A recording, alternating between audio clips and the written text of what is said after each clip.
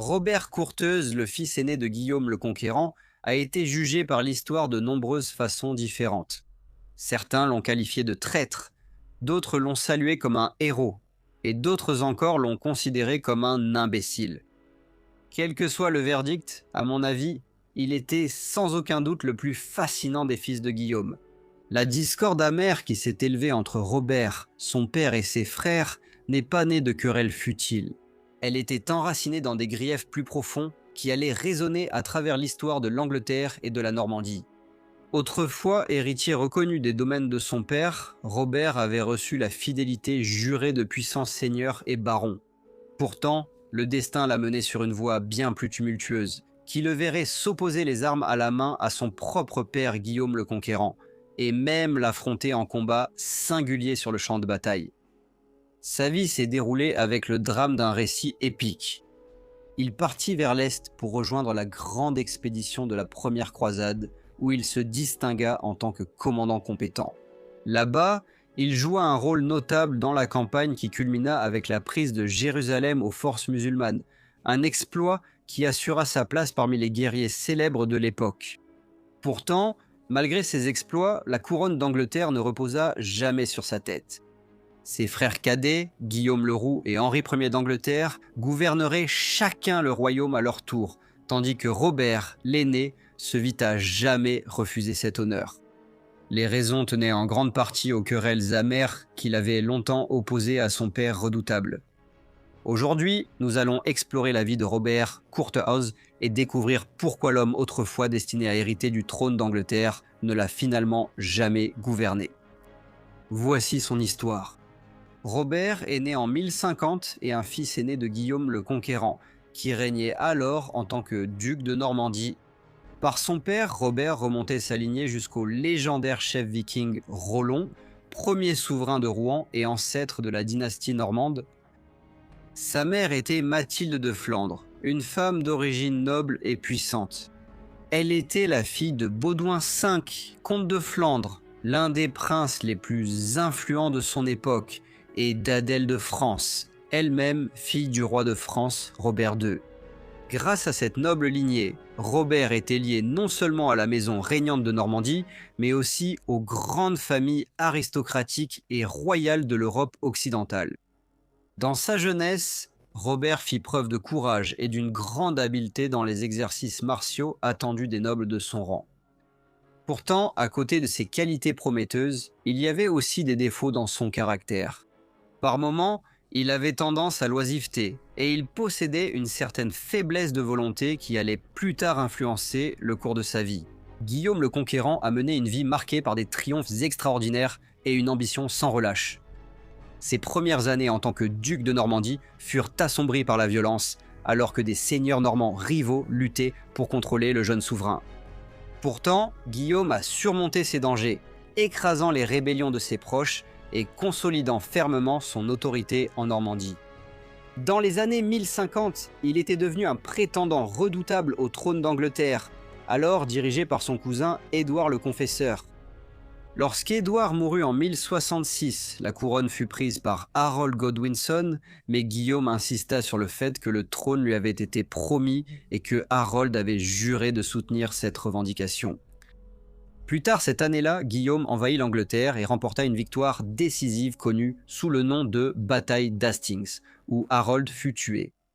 Le jour de Noël de l'année 1066, Guillaume fut couronné roi.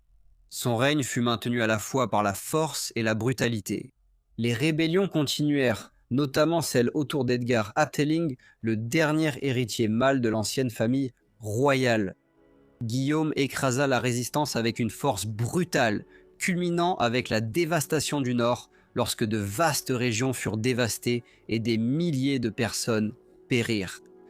Telle était la réputation imposante de Guillaume, un conquérant, un guerrier et un roi.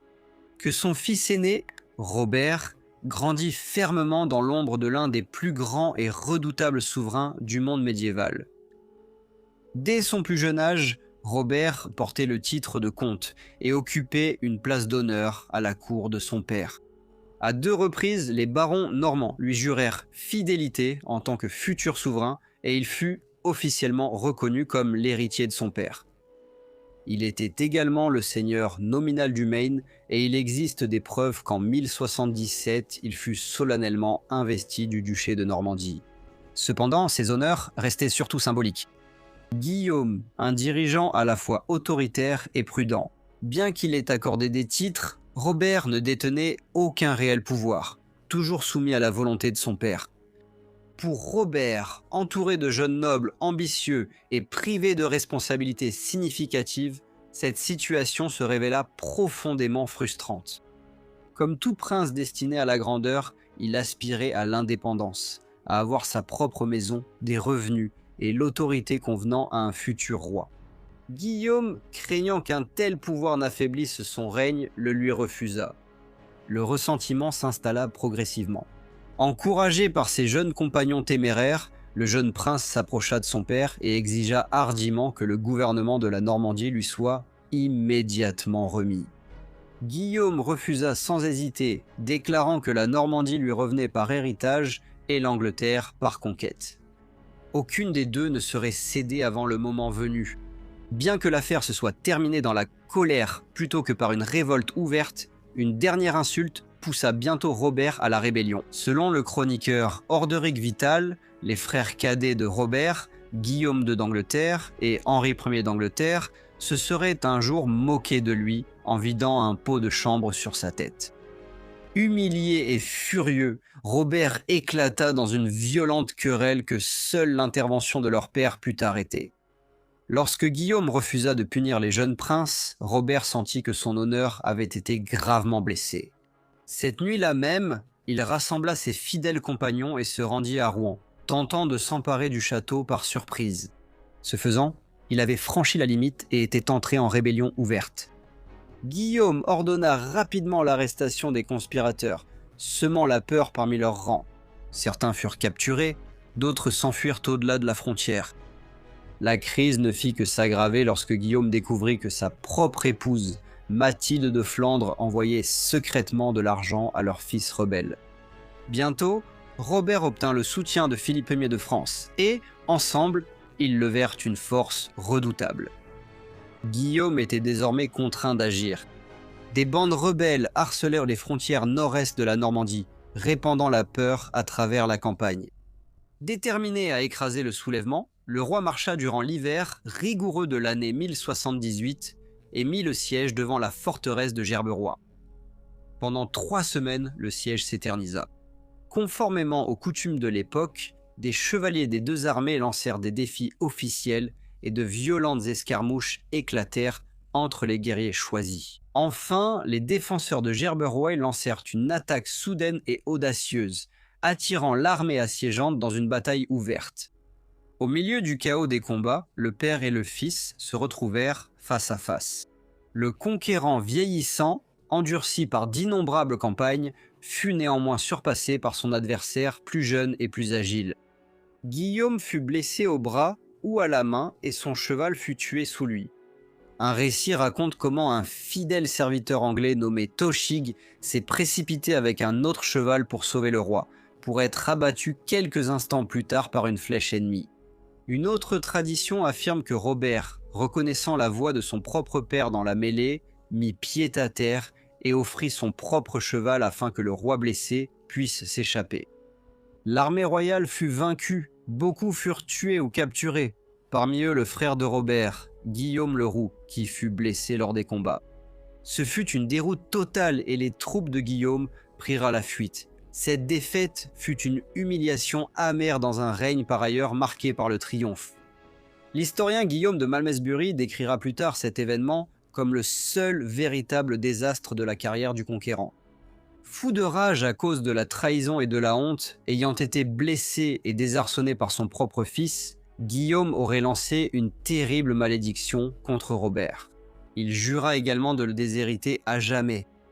Bien que le roi se soit ensuite radouci et ait accordé un pardon à contre-cœur, beaucoup pensaient que l'ombre de cette malédiction persistait. Au cours des longues années qui suivirent, la vie de Robert, si pleine de promesses dans sa jeunesse, sembla souvent accablé par le malheur, comme si le poids de la colère de son père ne s'était jamais vraiment dissipé. Robert passerait beaucoup de temps en tant que chevalier errant, alors qu'il voyageait à travers la France, l'Allemagne et la Flandre. Il était en fait un prince qui avait été déshérité. Vers la fin de l'année 1086, Guillaume le Conquérant quitta l'Angleterre et retourna sur le continent. À son arrivée en Normandie, il arrangea le mariage de sa fille Constance de Normandie avec Alain IV de Bretagne, une alliance calculée destinée à renforcer sa position face au roi vigilant de France. Pendant ce temps, son fils aîné Robert était toujours allié à la couronne française et continuait de provoquer des troubles, obligeant Guillaume à lancer une campagne contre la France en 1087. À la fin de l'été de cette année-là, le roi apparut avec son armée devant les portes de Mantes. Les habitants de la ville et sa garnison dispersée, complètement pris par surprise, s'enfuirent dans la panique. Les troupes de Guillaume franchirent les portes, pillèrent la ville et l'incendièrent. C'était un acte de vengeance impitoyable. Cependant, sur le chemin du retour, Guillaume revint à Rouen mourant. Que ce soit à cause d'une maladie ou d'une blessure subie pendant la campagne, ses derniers jours avaient commencé. Sur son lit de mort, Guillaume prit une décision capitale. Son fils aîné n'hériterait pas de la couronne d'Angleterre. À la place, il déclara que le royaume devait revenir à son deuxième fils, Guillaume II d'Angleterre, surnommé le Roux. En vérité, le roi mourant aurait volontiers déshérité Robert complètement. Dans ses dernières réflexions, Guillaume observa qu'il détenait l'Angleterre non pas par droit héréditaire, mais grâce à la faveur divine et à la victoire au combat contre Harold Godwinson à la bataille d'Hastings. L'Angleterre lui appartenait donc, et il pouvait la donner à sa guise. La Normandie, cependant, avait été légalement promise à Robert, et cette concession ne pouvait être annulée. Ceux qui étaient rassemblés à son chevet exhortèrent le roi à pardonner à son fils, craignant qu'il ne meure avec de l'amertume encore dans le cœur. Finalement, mettant de côté sa colère, Guillaume fit appel à Dieu et à ses nobles pour témoigner alors qu'il accordait son pardon à Robert et confirmait son droit à la Normandie. Peu de temps après, le grand conquérant mourut à l'âge d'environ 59 ans, mettant fin à l'un des règnes les plus redoutables du monde médiéval. Lorsque Guillaume le Conquérant mourut en l'an 1087, ses fils héritèrent d'un royaume divisé. Robert Courteuse reçut la Normandie, tandis que son frère Guillaume II d'Angleterre, connu sous le nom de Guillaume le Roux, devint roi d'Angleterre. Le plus jeune frère, Henri, reçut une grande somme d'argent pour acheter des terres. Bien que Robert ait d'abord accepté Guillaume le Roux comme roi, de puissants nobles l'encouragèrent bientôt à défier son frère. Le principal d'entre eux était Odon de Bayeux, l'ambitieux évêque de Bayeux. Robert souhaitait envahir l'Angleterre, mais il manquait d'argent pour lever une armée. Il demanda donc à Henri une partie de son héritage. Henri refusa d'abord, mais Robert lui proposa alors de vastes terres et seigneuries en échange de son soutien. Henri accepta. Ainsi, les fils aînés et cadets du conquérant s'unirent dans un complot pour renverser leur frère du milieu et s'emparer de son trône.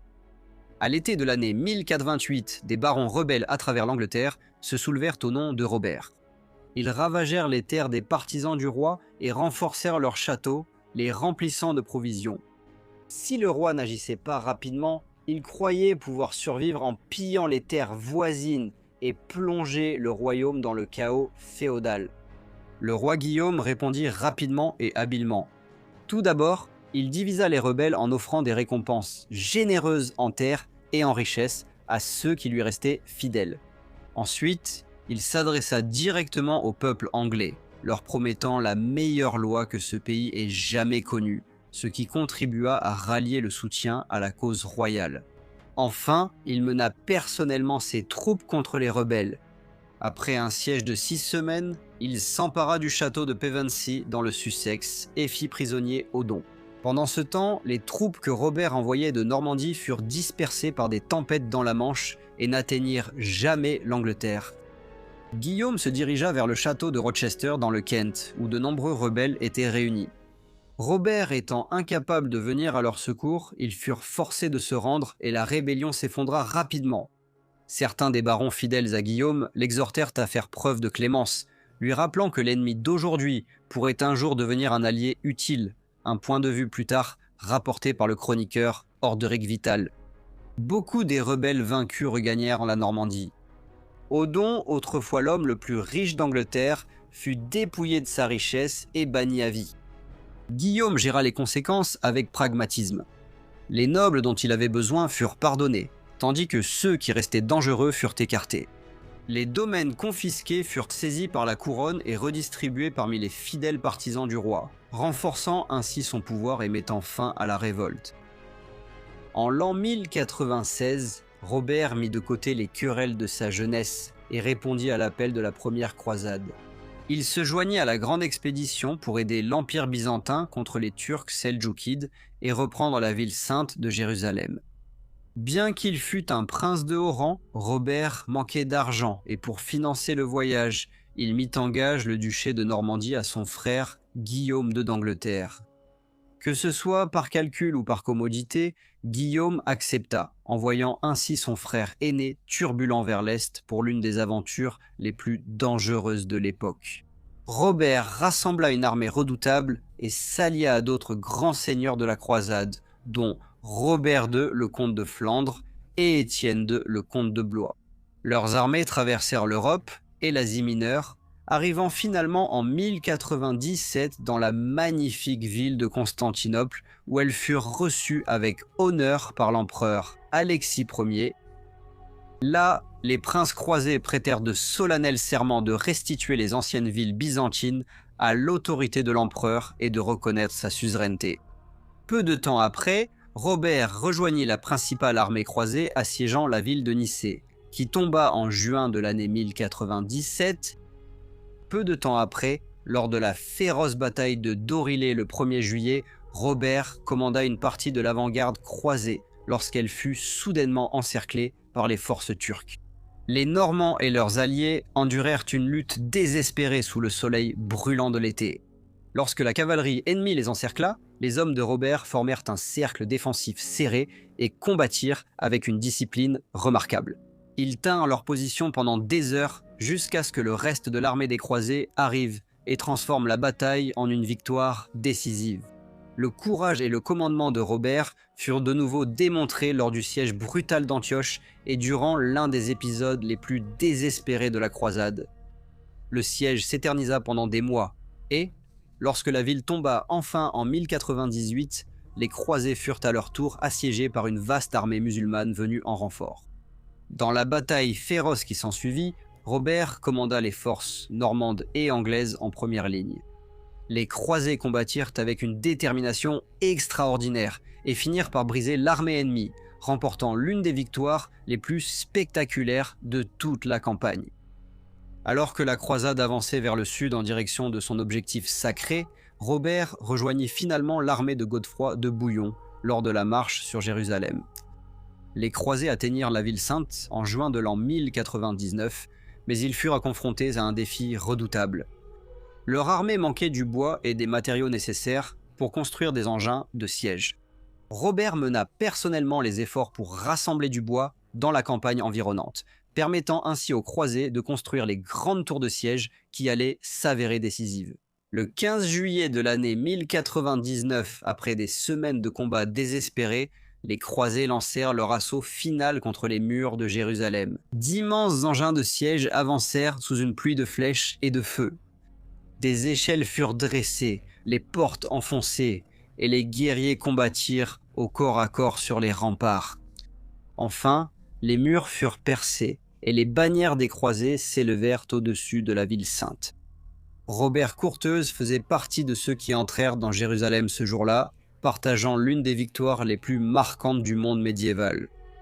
La croisade atteignit son apogée un mois plus tard, lors de la bataille d'Ascalon, le 12 août de l'an 1099. Robert commandait une partie du centre des croisés lors de la bataille contre l'armée du vizir fatimide Al-Afdal Shahanshah. Combattant farouchement au cœur de la mêlée, Robert aurait abattu le porte-étendard égyptien et capturé la grande tente de commandement du vizir, un symbole spectaculaire de la victoire. À la fin de la croisade, Robert Courteose avait transformé sa réputation. Autrefois connu principalement pour ses querelles et ses rébellions, il s'était révélé être un commandant courageux, un guerrier habile et un prince capable de collaborer avec de nombreux chefs rivaux. L'accomplissement de ses vœux de croisade fut un triomphe personnel et, pour un moment du moins, le fils qui avait longtemps vécu dans l'ombre du conquérant avait gagné une gloire digne de son nom. Guillaume le Roux mourut mystérieusement dans un accident de chasse dans la Nouvelle Forêt en l'an 1100. Le trône d'Angleterre se retrouva soudainement vacant. Pourtant, Robert Courteheuse, le frère aîné et prétendant légitime aux yeux de beaucoup, était toujours sur le chemin du retour de la première croisade et se trouvait loin de la Normandie. Saisissant l'occasion, son jeune frère Henri agit rapidement. En quelques jours, il s'empara du trésor royal à Winchester et se fit couronner roi d'Angleterre. Lorsque Robert arriva en Normandie en septembre, l'occasion s'était déjà envolée. Bien qu'il ait conservé quelques partisans en Angleterre, ils furent rapidement soumis par Henri et ses alliés. L'atout d'Henri était sa rapidité. Un long retard pendant que Robert voyageait depuis l'Est aurait pu laisser le royaume dangereusement sans chef. Ainsi, le jeune fils du conquérant s'assura la couronne, avant même que son frère aîné ne puisse faire valoir ses droits. La rivalité entre les frères se transforma bientôt en guerre ouverte. En l'an 1105, Henri envahit la Normandie pendant leur lutte dynastique continue. Sa campagne permit de capturer des villes importantes comme Bayeux, bien que les tensions politiques liées à la querelle des investitures l'aient forcé à se retirer temporairement. Au printemps suivant, cependant, Henri revint, déterminé à régler l'affaire une bonne fois pour toutes. En l'an 1106, il avança en Normandie occidentale et s'empara rapidement de l'abbaye fortifiée de Saint-Pierre-sur-Divesse. De là, il marcha vers le sud et mit le siège devant le puissant château de Tinchebray. Lorsque la nouvelle du siège parvint au duc, Robert rassembla son armée et marcha pour libérer le château. Des négociations furent tentées mais échouèrent rapidement, et Robert décida de se battre. Les deux armées se sont affrontées le 28 septembre de l'année 1106 dans les champs en contrebas de Tinchebray. Henri, faisant preuve d'une préparation minutieuse, ordonna à la plupart de ses chevaliers de mettre pied à terre et combattit à pied aux côtés de l'infanterie, une décision inhabituelle pour la guerre normande où la cavalerie montée dominait normalement le champ de bataille. Il disposa son armée en ligne disciplinée et maintint une forte réserve sous le commandement d'alliés du Maine et de Bretagne. Les forces de Robert avancèrent en attaquant la colline avec détermination, mais l'infanterie solide d'Henri et ses chevaliers à pied tinrent bon. Lorsque Henri lança sa réserve dans la bataille, celle-ci frappa l'armée de Robert sur le flanc et la plongea dans la confusion. La lutte fut féroce mais brève. En environ 1 heure, la bataille était décidée. Une grande partie de l'armée de Robert fut tuée ou capturée, et parmi les prisonniers se trouvait le duc lui-même. Cette défaite mettrait fin à jamais aux espoirs de Robert. Henri prit alors le contrôle de la Normandie, réunissant ainsi les terres autrefois gouvernées par leur père, Guillaume le Conquérant. Robert fut emmené en captivité, d'abord détenu dans divers châteaux, puis enfermé au château de Cardiff. Il y resterait pour le reste de sa longue vie. L'ancien croisé célèbre et héritier du Conquérant passa près de 3 décennies en prison, avant de mourir en 1134 à l'âge de 83 ans. Pour certains, il semblait que l'ombre de l'ancienne malédiction de son père l'avait définitivement suivi jusqu'à la fin. De nombreuses histoires ont survécu qui révèlent le caractère de Robert Courteheuse, dressant le portrait d'un prince à la fois héroïque et profondément humain. L'une des plus célèbres relate sa rencontre avec son père, Guillaume le Conquérant, sur le champ de bataille.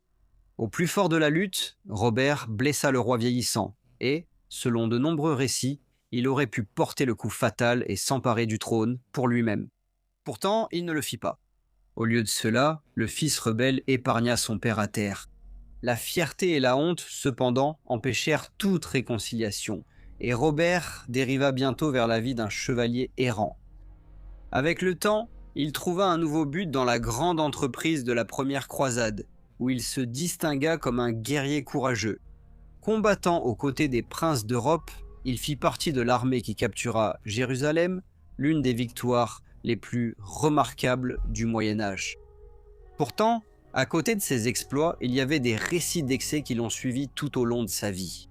Le chroniqueur Orderic Vital raconte un épisode haut en couleur pendant Pâques de l'année 1105, lorsque Robert était censé écouter un sermon prononcé par le vénérable évêque Serlon. Cependant, la nuit précédant l'office, le duc s'adonna à la débauche avec des prostituées et des bouffons.